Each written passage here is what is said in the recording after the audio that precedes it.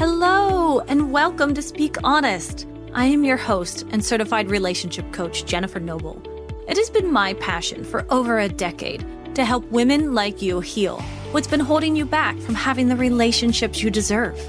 Are you struggling with a relationship where you can't seem to voice your emotions, needs, and boundaries without having it blow up in your face? Then you have found the right podcast, my friend. Get ready for practical tips, empowering truths, and honest conversations. Now, let's dive in. Hello, everyone, and welcome to episode 2 of the Speak Honest podcast. Today, we are actually going to have our first coaching call, which is very exciting for me, as this is the main purpose of what I really want to see in this podcast. So today, when you're listening to my coaching call with Jessica, I want you to ask yourself, are you struggling to balance your needs and expectations in your friendships? Because in this episode, we dive deep into navigating the complex dynamics of friendships and the imbalanced effort and expectations that can sometimes come with that. But the interesting part, and you'll hear, is as Jessica is expressing her frustrations and all of the stuff that's going on, I'm actually starting to notice that there seems to be some needs in her life that are not getting met. And she's having this expectation that this one particular friend is going to meet all of those needs. And so you'll hear as we dive deep, the more that we get into this, the more that Jessica starts to see, oh, here's where I can actually be doing this. So I don't want to spoil the rest of the episode, but this is just to give you an idea. And you're going to hear, as we're talking, using some phrases and acronyms that you might not be familiar with. So I wanted to let you know, whenever we speak of an FA, that's a fearful avoidant, or as I sometimes call it, a disorganized attachment. That is the type of attachment style that does the push-pull, right? That is the disorganized attachment is the attachment style that says the come here, come here, come here, go away. They've had a lot of trauma in their lives, and a lot of times in adult relationships, they're very confused as to what it is that they actually want and they need. And that's why it can be quite hard for a disorganized attachment style to figure this part out. And you'll hear Jessica go through this. We also discuss our wounds and our limited beliefs, and those all we get from PDS, and PDS stands for the Personal Development School. So with all of that said, I think that we are ready to start the coaching call.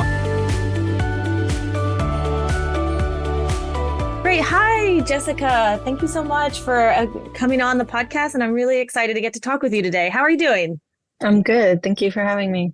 Good. Why don't we go ahead and just dive right in? Why don't you tell me about a time that it's either like a goal you want to set or a situation that's been kind of triggering to you recently? And I'd love to try to help you through that. Okay, awesome. So I wrote a question, so I'll just read it and you can stop me at any point. Some of that, I just kind of start going into examples. So if at any point I'm just babbling, just let me know. Great. So my question is why do I reject, push away, or act cold/distant to the person who I know loves me most? But I crave the person who is stringing me along, gaslighting to an extent. Example, you aggressively demand when I haven't been, this is the other person saying it, you aggressively demand things from me when I haven't been aggressive. When I ask a question, the response is asking why I'm asking that. I will explain why I'm asking, then get an "oh" as a response, but never an actual answer to the question. I get asked questions and respond thoughtfully. When I ask the same questions back, I get one word or short answers. Example, how was your day? Thoughtful response, but not overwhelming. Then I ask, how was your day? The response is long or busy, and that's it. What are you doing this weekend? Comedy show. What are you doing this weekend? Not a comedy show. I ask, then what? Response is, you asked too many questions. So those are just a couple of examples. And then I also wrote possible breadcrumbing unknowingly. Communication is very surface level, sometimes daily, then nothing for a week or a few days. If a disagreement is had, it could be longer than reaching out only to say, you still mad? When I respond, not mad, just confused. I'll get an "oh" or no response at all. Then later, maybe a "how's it going?" I try to figure out what the need is with this person, what need this person is meeting, and I can't figure it out or why I'm so drawn to them. All right. So let me break this down a little bit with you. So your first bit of that was, why do I reject or push away people that love you? So that was like the first part of the question. So you're rejecting or you're pushing away people that are actually coming into your life and like loving and committed to you and caring. Is that right? That's the first part? Yeah. Yeah. I feel like I'm more like dismissive towards them, but then I'm more like anxious and like craving going towards these other people that are just which I know are not treating me the way that I deserve to be treated. Well, at first, I think that's just a really like beautiful understanding that you have of yourself to notice that, to like see that. So you can tell you're kind of in your next step of healing where you're like, I'm noticing a thing. I just don't necessarily know what to do with that thing yet. So I think that's great. Yeah. Yeah. So you're craving. Now, when you talk about you're craving a person, I got the impression that you were talking about one person in particular. Is there someone coming up to mind for you when you're thinking about this? Yeah, it's a specific friend Yeah. that I feel like is very, I feel they're very dismissive. But again, I mean, that's me being a person on the street, not having a degree in this or anything. That's just me thinking that, and it's a good friend. We've been friends for a while. I just feel like sometimes it's very like the communication in person is like very deep and intense, but then like it's just like very back and forth, I think. And then when it's like further away, or we haven't talked for a while, it's very like surface level, I guess is the only way to describe it. Yeah. So when you're together, you're having like deep, great, intense, like emotional connection kind of conversations. But when you're apart, it's not happening as much. And you think that this friend is a little bit more like offstandish. Is that right? Yeah, I wouldn't say too much emotion driven, just very, it's like a deeper conversation. Okay. And what do you mean by deeper then? So like, it's not just like, how is your, like they'll talk about like emotions, but not their emotions. They'll talk about just emotions in general and how they're not important or how you should control your emotions and things like that. But they won't say like, I feel, or it's not their emotions. Like they're not personalizing it at all. It's like you guys can get into like philosophical conversations together. Yes. Is that yes, right? Very much. Okay, cool. Yes, but not yes. anything quite vulnerable. Like they're actually coming in to say like, okay, cool. Yeah, that makes sense to an extent. So I know that you know about attachment styles, and obviously that's what I do a lot as well. Would you mind sharing what you think your attachment style is? So at first I thought I was anxious, but then the more I got into everything, I think I'm more FA. Yeah. Yeah. And I think I actually took a couple of quizzes this morning, like in preparation for this, because I figured you would probably ask me that. And I came out secure on both of them, but it was like just slightly above secure, like 55-60% secure. And then like FA and actually FA was the lowest on the PDS one, but DA was next. So secure, DA, anxious, and then FA. Secure, DA, anxious, and then FA. Well, specifically on the personal development school quiz, it's really interesting with that one because FA will look low, but if you have any bit of FA, you tend to kind of add in your anxious attachment and your dismissive avoidant kind of to that. And it helps you see, it's a little bit confusing, but that helps you see like, which way do you lean right now? But no, I can definitely see this in you, especially because when you were first talking, you're like saying, I reject people who come towards me and I crave people who go away from me. Hello, typical fearful avoidance, like the most classic thing of all time, right? Like it's a consistent, like hypocritical cycle. And I don't say that in like a bad way of just what an FA does, which is like, they're never happy.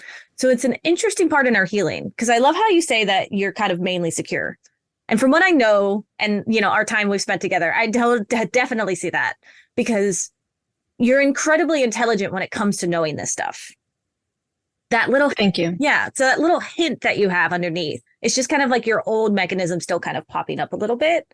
And so when you have someone like this, like an old friend in your life, and they're kind of treating you in a way, it's like, you know, you deserve better. So here's like the first step of healing. Like, you know, like that's a great step because some people don't even know that. Some people are just like, I don't know why I'm upset. And then you can see all the reasons why they're upset. And for you, it's like, oh, I know exactly why I'm upset. I just don't understand. Like, why do I still crave that then? It's a bit like when we know we shouldn't be having sugar if we want to be healthier. So why do we keep craving sugar? And so So for you, why do you think that is? Like for you, why do you think someone might still crave sugar, even though they know in their heart of hearts it's terrible for them? The first thing that comes to mind is like an addiction of some sort, like something like when you get that sugar, something in your body is saying, this feels good, I want more. Yes. And so I love that because that goes with what I think one of your last questions was, which was, but what is this person even meeting inside of me? What need is this person meeting? So it's like that. It is a bit like an addiction. And there even is a potential, you know, the term intermittent reinforcement. I've never heard of it. No. Right. So it's another word that we like throw around a lot in the integrated attachment world, but basically it is the concept of addiction. Intermittent reinforcement is a psychological idea where if you get a lot of something and then it gets taken away, and then you get it again and then it gets taken away, and then you get it again and it gets taken away, it starts to develop an addiction towards that thing. In fact, most apps are built this way. Things are gamified. So that's what Las Vegas is built in a way in which they create this intermittent reinforcement. And so this is potentially what could also be happening with this friend. Like you said, when you guys are together, there's a really cool philosophical like conversations that you are having with them. And then they go away and they take it away from you. And so I wonder when you're with them. So one of the questions was, well, what are they even meaning inside of me? Like, why do I want to be with this person? And we can definitely dive into that. So when you're with this person, look, how does it make you feel? Like, why are you their friend? Like, tell me about all the good things about them. Like, I just feel, I don't want to say like whole, but I feel like I'm heard, like I can actually like be myself for the most part. I feel like I can, like, just the real deep conversations, like the ability to like I'm not a surface level conversation type of person. Like, I like to actually know why or explain why, and to like really get into things. And those conversations, like, we're able to have those conversations. And I feel like it's something that I don't get typically. It's more than just like the regular, like, how are you? How's your day? How's the kids kind of thing. But then it goes, it's like that, you know, when we're not, because we live far away from each other. So we don't see each other but a couple times a year. So it's like, it's frustrating, I guess. Yeah. It's like, why can't we have that over the phone? Like, why can't we talk about that over the phone, you know? Yeah. And I love that for you. So, I mean, I think we found your why. Like, do you feel it? Like, do you see it? Yeah. Yeah, I guess maybe just the deeper connection. You feel heard that I'm craving. Yeah. And you feel heard. You said you can feel like you could be yourself. That's huge. Like, that means you feel seen, you feel heard, you're getting philosophical connection, you know, even emotional connection, even though they might not be like really emotional connection just means not surface level. So like depth connection would be another word for it. You're getting depth. Yeah. Okay. Yeah. And you're having all this. In fact, all of those whys are the reason why you want more of it, because apparently those must be really important to you. Do you know other places in your life where you feel heard and seen and have depth connection all at one time like that? I don't think so. Yeah. I mean, I feel like I used to with a couple of my other close friends, but I feel like those relationships, like, even though we're still really good friends, I feel like, well, like with one friend, it's very much about them. Like, it's very, and I mean, it's fine. I don't hold any grudges or anything. And they're like, oh, how's it going with you? I don't know. I just don't feel that I could. And we were roommates in college and everything. I just don't feel like I can open up to them anymore. Yeah. And then a couple other friends, one, I just feel very judged when I open up to them. So I don't, but it's still, I consider a good friend. I just understand that part of them. And I'm just, you know, I choose to keep that part of my life, I guess, separate. And then, yeah, I feel like, and I hate to say this, but maybe since I'm like so like in my routine and in my life, that maybe I'm reinforcing that like surface levelness a little bit, because my life is very routine and very, you know, doing this, and with having, you know, a family and a kids and a husband and a job and after school activities. And it's very structured, very routine, very on to the next thing. So maybe I've reinforced that somehow. I think maybe reinforce, and also it could just show why you have such a high need for it right now. Why? So think about it. You and live in such a structured life, which I think is beautiful. In fact, needs are often counterintuitive. Like for example, I have a high need for comfort and a high need for novelty and adventure. Like, those two things don't go together. Like, I'm not like jumping off a cliff is not comfort, right? And staying at home on my couch is not adventure. So if I lived a life where I was only comfortable, I would be yearning and seeking out that adventure at all times. And so for you, you have structure and you have order, and maybe a little bit that's even comfort for you. And right. And so that's great. And you have that down, and that's wonderful and gorgeous. It doesn't necessarily mean you're reinforcing anything else. It just means we might have found where you're lacking. And so we just kind of have to pull that back into a little bit to kind of align yourself with what your most needs are.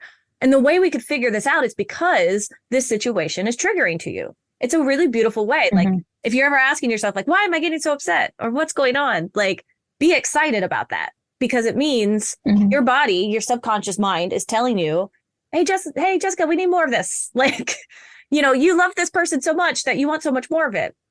So here's where we kind of make the change now. We can kind of go in two different directions here. I think we both know this, but like, obviously we don't change the other person. I know you know that already in your healing and all that. So that's that, right? We don't go there.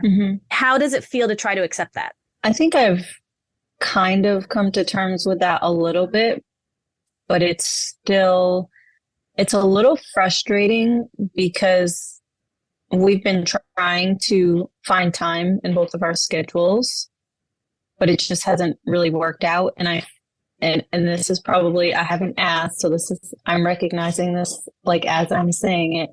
I feel as though they're upset because the times just aren't working, but I have no proof of that. It's just my own feeling. Yeah, so that's a story that's coming up for you. Where do you think it's coming from? I'm not sure, actually. So you feel as though they're upset because the times aren't working. And when you say the times aren't working, what I'm hearing is you're not able to find a time for this to happen, because otherwise, why would they be upset? Like, whose fault is this then? I mean, I don't think it's anybody's fault. Okay. I think it's just life in general is busy, and we have different lives and different schedules. And so go back into that subconscious mind for me, because I feel like you pulled back up your logical, conscious brain. That's like the secure part of you, right? So, and that's fine. I think your daily life, when you're not with me here, stay in that logical, secure brain. Okay. But you have a little bit of this FA inside of you. And so we're just trying to dig that out and clean it up. So if you went deeper, if you really went into this with me, you feel as though they're upset because the times aren't working. Why would they be upset? What are they thinking? Tell me what's going on in your mind. Why do I feel as though they're upset? I'm getting like disappointment, like a sense of disappointment. Why? Okay. So who are they disappointed in? I feel like disappointed in me, maybe because maybe they think I'm not making time, but it's not that I'm not making time. It's just that, I have a family and come back with me real quick. I know you got this. Just okay. I'm going to interrupt you a bunch, but this is great because I'm digging deeper and I'm not letting you go back up to conscious level, because you're not making time for them. So tell me what you think they're thinking if you're not making time for them. That I don't care. So you're not important. Maybe. Yeah, that maybe they don't. So okay, though this is really beautiful and wonderful. So the reason I'm diving this deep with you is because there's something in a subconscious level going on that's like making you feel this way. And the big story came up that said, I feel as though they're upset with me because, or no, you didn't even say me, because you're doing good. You just said, I feel as though they're upset because the times aren't working. I'm going to back up real quick because I want to get really clear, because we both know I feel as though they're upset is not a feeling statement, right? Correct. Yeah. That's a thought. I think they're upset. How does it make you feel with this thought? I feel, I would say, like maybe disappointed, sad a little bit. Feel bad. Yeah. You feel bad. Yeah. You feel bad because you think they're upset because the times aren't working. Yeah. Yeah. So you feel bad. So because of this feeling bad scenario, there is ways in which, because you're asking, one of the first questions was like, well, why do I crave this person? Like, what's going on? Why do I want to be around them? And there's a potential that maybe there's also something just hitting on an old wound for you. Have there been other times in your life where you've struggled with the wound, I am bad? I don't think so. Not that I can think of, like off the top of my head. That's good. So I am bad usually comes from a place where we put the fault or the blame on ourselves. Do you ever find that you blame yourself a lot for things? Like when things don't go right in your family or things don't go right at work or things, do you often feel like people are blaming you? Maybe a little. Okay.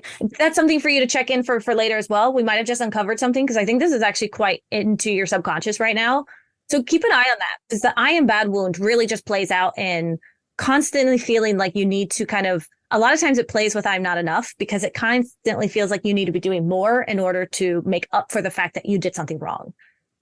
But what I love about this is that you immediately go into evidence mode. And I want to just be clear, everyday life, when you're not talking with me, I need you to go back in that mode. I need you to go back into logical, secure evidence mode, because the fact that immediately you could come up and say, but of course I'm making time for her. Of course I'm trying to do this. Of course I'm not bad. Of course this isn't a problem. Like that's the evidence that we need to use daily in order to not reinforce this wound. So I just want to say that is key, and it is amazing. And I love that you jumped there so fast. It was actually hard for me to take you out of that because that's usually where I put people. But like, so I think that was great for you. So we have all of this information now. We have this idea that potentially you crave her attention because she's hitting on a bit where you're feeling unworthy, and that kind of reinforces that. That's one option. You can dive into that later. The other option as well is that you have just such a high need for this kind of depth connection, feeling seen, feeling heard. She doesn't judge you. You get that from her. But you're only getting it like twice a year. And so you want more of it. And instead of going out and finding it where you can, you're putting and projecting all of it onto her. Do you see that? Yeah, absolutely. Yeah. Like she's going to be the full sole source of where you get this from. Yeah. So the next part of that I wanted to go with you on is that we went there, right? We accepted her fully and completely for who we are, for who she is. Where else could we get this met for you? That's something you'll have to go and dive into yourself, of course. But with that need of feeling seen, feeling heard, wanting to have that depth connection, what this is showing you, this frustration you're feeling, is showing you that you want more of it. And it's just, unfortunately, she can't provide that. Yeah. But if we continuously expect her to provide that, what do you think the cost of that is going to be? I think it's just would cause myself more harm because I'm basically putting all my eggs in one basket, expecting them to meet that need for me when I need to figure it out for myself. Yeah. But I think that's where I struggle though, is figuring out like how to do that for myself. I think that's really beautiful. And then how would you typically act? Like, let's say you never came in, you never talked to me, and this friendship level kept going this way. Is there a way in which you would act towards this friend then? Like what might happen? Like, would you say something? Would you get upset? Like, what would the cost be of your friendship if you keep this going? Maybe eventually, I mean, I guess one option would be it just continues to go as it's going. Or a second option would be that it just kind of fizzles out. Yeah. Have you ever had any because my frustration? Yeah. Have you ever had any other friendships end because you've had higher expectations than they can meet, and that like either there's been blow ups or there's just been friendship ends, or have you ever had anything like that? My friend circle is pretty small. Yeah. And the friends that I do have, I've had for a very long time. Okay. I would say one friend, it kind of just ended, but I didn't agree with the lifestyle choices they were making. So I just kind of walked away from that one. Okay, so that one's a bit different. This is good. I'm just more trying to get like a base standard. Like, where are you at? Like, what would this cost be? So it sounds like it might not cost your friendship, but it might cost your peace, like your own personal. Yeah. And then that may or may not trickle out into your other relationships in life. Like maybe you start getting more frustrated or sensitive, or, like lack patience with your family because of it, right? Yeah. Like there's ways in which that tends to flow over into other parts of our life. So that would be the cost. So I say that to say, for a reason to kind of show ourselves, what would the cost be if we keep going this direction? So it's important for us to kind of tighten that up. And I know, like you said, it's kind of hard for you to see how can you go and get that met otherwise. And we'll talk for that in a second. So if you have this friend and we see now how we're going to accept them for who they are, we also see now that you're coming up with a little bit of stories. So now not only are you like missing them and you want to like have that depth connection and all this stuff, but also you're starting to put wounds onto yourself of like, well, maybe like I'm bad, or maybe like you're almost putting wounds into them where you're like, they think I don't care. They think they're unimportant around me. Right. So like it's a little bit of a projection happening as well. So just tighten that up a little bit. Just be careful, because if you keep doing that, then you're going to act in ways which aren't honoring to your like true self, right? Because you're not wrong here. You're not bad here. You guys are trying your best, all of this stuff. Also, just on a side note, it's incredibly sweet that you think that she is like, or they, as I don't know, want to hang out with you so much that like they're upset that their times don't work. So like that really shows you in your mind, as I have no idea who this friend is, in your mind, they truly want to hang with you. Because what I didn't hear from you is I keep trying to make time and they keep canceling. No, it's not that. It's just, the times just don't work. So I think that's really good. Like, I think that's a good sign because that's what I was expecting to hear. I was expecting to hear that you were truly chasing this person. Like they want nothing to do with you and you just keep chasing them, but it doesn't sound like that. So I just want to say that's great. Sounds like this is a really good friendship. And it sounds like if we can just get to a place where you can like be really excited when you get with them and just accept that that's the time that you have that emotional connection. That's what you get. So, because then that's just the acceptance. There would be ways in which we can start communicating later, and maybe we can talk about that another day. But for right now, just since it's the trigger, we have to first get to a level of acceptance before we can even start, asking for change or doing all this kind of stuff. Okay, so we have that. So then the last question, the last part of this piece is, if you're only getting this met twice a year, what are you doing for the rest of the time? Right? I know. So what do you think? Like, how do you think? So if this person just can't do it, it sounds like you've been friends with this person for a long time. Is that right? So long enough to where you know them. This isn't like a new friend you met. It's like 4 months old and maybe we could work with this and you can get them to start opening up on the phone. Like how many years would you say you know this person? Like a year and a half. Great. I feel like it's been, So a year and a half. So you know this person for a year and a half. It's a good long time. Like you kind of know who they are by now. Yeah. And if you've been hitting the same wall over and over again, this is just who they are. So let's first look at it as the positive for the whole like glass half full concept, right? Which I know is like kind of silly, but you have a friend who you get to have depth connection with twice a year. That's amazing. What if you didn't have that at all? That's true. Yeah. Yeah. Right. So that's a really great thing. So we're going to take that feeling, what it feels like when you're with them, what it feels like when you're having those conversations, what it feels like not to be judged, what it feels like to be heard, to be seen. And we're going to start figuring out ways in which you can get that met in other places. And you actually kind of came up with a little bit of a thing. You do have other friends. And you said it in a way of like, maybe I'm reinforcing this, except what I see is potential of, you're not wrong completely of maybe you could bring depth into those friendships more. Yeah, I feel like I keep saying I feel, and every time I say I feel, I realize I'm not saying an I feel statement. I think I'm scared, and I don't know what that hesitancy is about because these other two friendships, there's two in particular that I can think of. I probably have like maybe a core like 5 friends, and out of the 2 of them, I've known for one of them is my cousin, so I've known them my entire life. We're the same age and we grew up together. The other one I've known for over 20 years, since I was a teenager, 17 or 18. Now I'm giving my age away. So for a long time I have known them, and I don't know what happened along the way. Maybe just moving, like our space being, because we used to live close together, maybe that space well is what it is for me.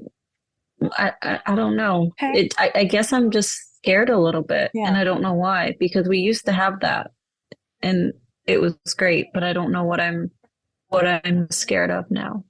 Okay, so if we dive into that real quick, just for time, we may or may not see what we get here, but let's just see what happens, because what you're showcasing here is exactly what is hard about healing. Is it's like, great, I figured out what's up. I just need more depth connection. I need to be seen. I need to be heard, and I need to feel safe in a relationship. Great. So I'm just going to go get more of it. But needs come from a place where we have to ask for them or we have to seek them out. And then what ends up happening is another wall comes up, another fear, another hole in one of our needs buckets happens. And so we can't get this need met because we're afraid to do it over here. And so as a result, we kind of have this expectation onto other people who's already kind of giving us a little bit of it to do it all now, right? Because of our fear over here. I just want to say very normal.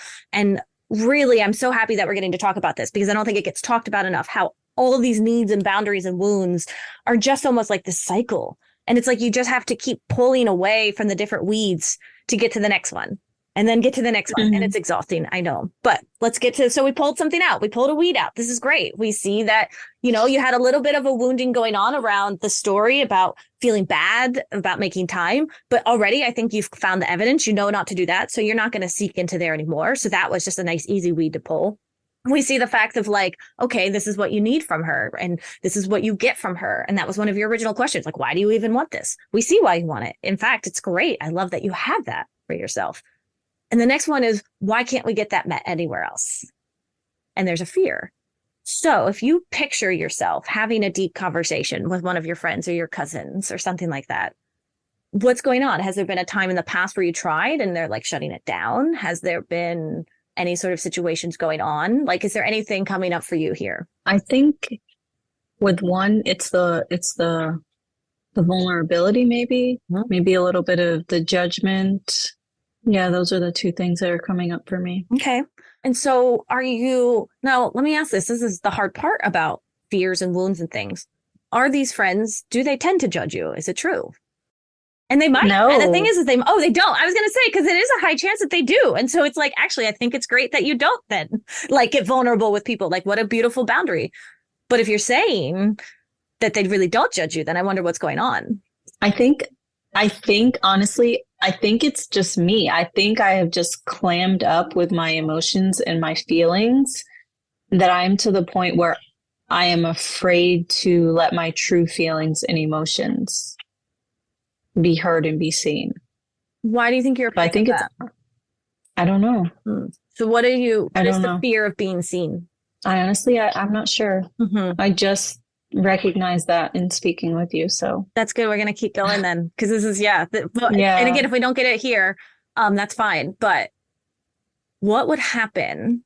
So if you picture yourself really opening up and being seen, what is the worst thing that could happen?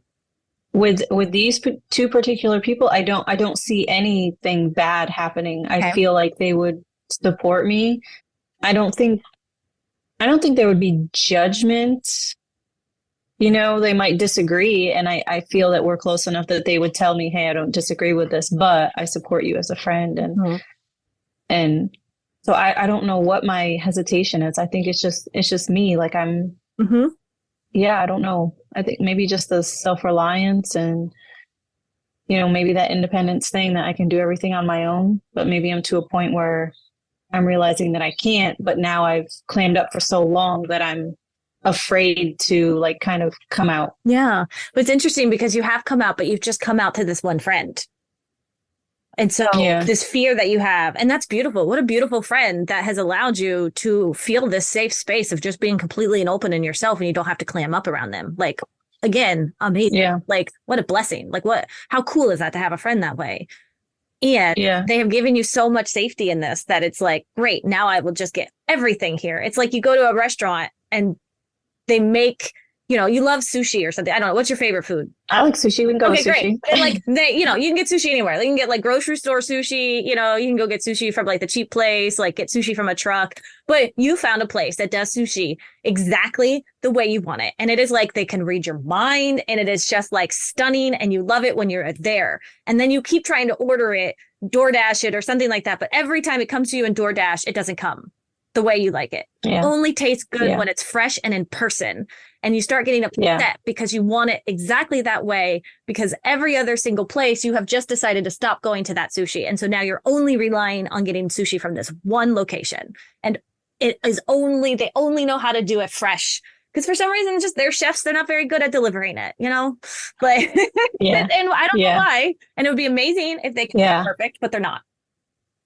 Yeah. And so in order to really receive and appreciate that sushi when you go out to get it, I think we just need to start opening up the doors to other sushi restaurants and just see that like there's other places here, and really love and respect and receive the moments you do get that delicious sushi. Just like, again, with ice cream, you know, we're not eating it it'd be amazing if we could have it every day. But if when we're eating the ice cream, we're constantly just thinking about the next time we can get ice cream, or the way the last time we had the ice cream wasn't good enough, or all of this kind of stuff, we're not enjoying the ice cream in the moment. Yeah. And so that's what I would want to encourage you. If we finish up and we wrap up here now, I would love to encourage you to embrace and engage with this friend and meet them where they are. Because it feels like they do give you a lot of life. Like I really like to see when you talk about them. So I think you light up a lot. And even where we started from, like, I feel like it's completely gone down a different direction. It's like, I don't think that you're chasing after them. I don't think that this is actually where I thought this was going. And I think we see exactly what the needs are that they're meeting for you. I think it just comes from more of a level of, great, now let's figure out how to pull more of that in. Can you get it in your relationship? Can you get it with the friends that you have? Is it time to start making new friends? That could be part of it too. Because remember, sometimes when we heal, I know, but see that scary feeling is that thing where is the self-soothing for you? It's interesting because people think when we meet our needs, when I say, or anyone says like, you have to go and self-soothe or meet them on your own. I'm not even asking you to do this on your own. I'm just asking you to go find someone else other than this one friend all the time, right? So you don't even have to do this on your own. It's just like working through that fear of what's going on and try it. Just try to be vulnerable. How does it feel when you're vulnerable with this friend? If we had more time, I would take you through a visualization. Maybe I'll have you back on again sometime. We'll see how, maybe in like a month's time, we'll check in and see how this is going. But okay, that'd be great. Yeah. But if you were to really sit and think, how do I feel when I'm with this friend? What traits do they bring? What makes me happy? What lights me up when I'm with them? What am I looking for more of? What am I craving from them? Write all of that down in a journal somewhere. Really figure that out and really write it down because it helps you get like rooted in reality with that. Then I want you to start looking at not putting it all in one friend, right? Because this one particular friend, like I said, they have a knack for making sushi exactly how you like it. No one else will do it that way. No one else will. But you can see, I really like their salmon. Oh, I have this other restaurant over here who does salmon like that. I'll go get my salmon from them. I'll go get my tuna from this other place. And I'll go get my, I'm running California rolls. I'm running out of sushi. You get what I'm trying to say, though, right? Once we break down the needs that one person is meeting, it is just for some reason they have figured out the like passcode to unlock Jessica's heart when it comes to like depth connection. And unfortunately, not like that just won't happen again, right? It's rare and it's an amazing find. And so you're going to break that down and then you're going to go figure out ways to get other parts of that met in other places. You're going to go be seen somewhere else. You're going to be heard somewhere else. You're going to have depth connection with someone else. And you're going to start really figuring that out. And that's going to come up. That's going to fill those needs buckets. So when you're with this friend, you're embrace, like that's how we live in the moment and embrace the friendship that we have. Because I could just say, just appreciate your friend. Okay, we're done. But like that doesn't happen because we can't appreciate when our buckets are empty. And so the goal here is go get them filled up over here. And then when this friend starts filling into your bucket, it's going to feel good. And it's not going to feel like it's coming from a place of lack. Does that make sense? Yeah, it does. Great. So as we finish up here, tell me like any takeaways that you have or what you've been hearing me say or any aha moments, like any golden nuggets that you really want to take away from this for today. So definitely to kind of embrace the relationship for what it is and to really try to be a little bit more open and vulnerable with my other long-term friends. Yeah. And I think just really confirming the needs for that relationship. Yeah. And how will you confirm the needs? I just want to hear that again. Oh, I think maybe you just saying, like reinforcing what I was saying. Basically, I don't want to say telling me, but saying, well, it's clear what the needs are. When for me, I was like, I don't know what the needs are. And you were just like, it's clear what the need, like, these are your needs. So that was like, oh, okay, I can see what the need is. So now I can try and work on that. Do you think it might help you to try to journal out what these needs are later? Like, remind me again, are you a journaler? Sometimes I don't do it daily. I probably should, but I don't even want it daily or just for this one thing, as I'm not a daily journaler. In fact, it's too much for me. It overwhelms me. Before this, I just want to encourage you. You've done so much that I think that some of this will get washed away. Like, but if after this or sometime later on tonight, if you could just get it done tonight, write down those needs that like they are meeting for you. I really would highly encourage that. Okay. It's going to take it from the subconscious level because even now you're still like, I'm just going to confirm. And that's why I wanted to ask, how will you confirm? Because I'm really holding your subconscious to it right now. I think, like you said, just journal out what the needs are and then like how, like specific examples of like how that's getting met. Gorgeous. And then I can refer back to it and figure out other ways to meet it. Yeah, that's exactly it. You'll just refer back to it. And once you get it out there, then you'll always have it for there. And I think that'll be perfect. And at some point in time, you can even re-listen back to this and it'll be really fun learning for you to see where you've come. So I think that's great. Yeah. Is there anything else that you need today, Jessica, or how are you feeling right now? I feel good. I can't think of the right word, but clear. My head feels clear. Like I have a path forward. I love that. I love that for you so much. Thank you so much for coming on and for opening up vulnerably. Yeah. And I really would love to catch back up with you in like a month or two and kind of see where we are with this. Yeah. I think that's like a really fun thing to see how we develop. And so thank you so much for coming on the podcast, and I will talk to you later. Thank you. Great. So that was my episode with Jessica. And as you can see, this definitely took a direction that she wasn't quite expecting. And sometimes that can happen when we're having these coaching sessions. If you would like to let me know what you think of the podcast, I would love for you to leave a review, as well as joining our Facebook group. We have a free Facebook group all for women in order to come and start healing their attachments and relationships. It's called Speak Honest, Attachment/Relationship Healing and Coaching for Women. All of that information will be in the show notes, so don't worry about remembering anything, and I'll make sure everything's there. If you want to schedule a call with me, I offer free 20-minute coaching calls where you can jump on a call with me and we can work through a quick situation together so you can get an idea what it's like to get coached by me. In addition to that, if you want to be on the podcast, that would mean so much to me as I'm looking for new guests right now. So you can have a full hour with me on the podcast. We go anywhere from 20 minutes to 60 minutes, and we'll talk about your whole situation. Please just reach out at info@speak-honest.com to inquire about being on the podcast. And again, that information is in the show notes as well. But for right now, I just want to say thank you so much for being a part of this first podcast, and I cannot wait for more to come. As we wrap up today's conversation, always remember that healing is a journey, not a destination. And it is an honor to be a part of your healing journey. If you want to dig deeper into the topics we covered today, be sure to head over to our show notes where you can find all of the valuable information mentioned in today's episode right there. And please remember to rate, review, and subscribe if you enjoyed today's podcast. Your feedback means the world to us and helps others discover our podcast.